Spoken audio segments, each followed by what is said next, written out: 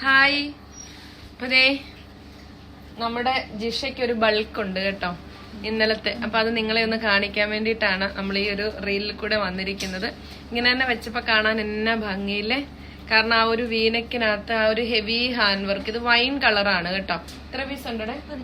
11 പീസാണ്. അപ്പൊ ഇത് ആർക്കാണ്, എങ്ങോട്ടേക്കാണ് എന്നൊക്കെ നമുക്കൊന്ന് അറിയണ്ടേ. വാ, കണ്ടിട്ട് വരാം.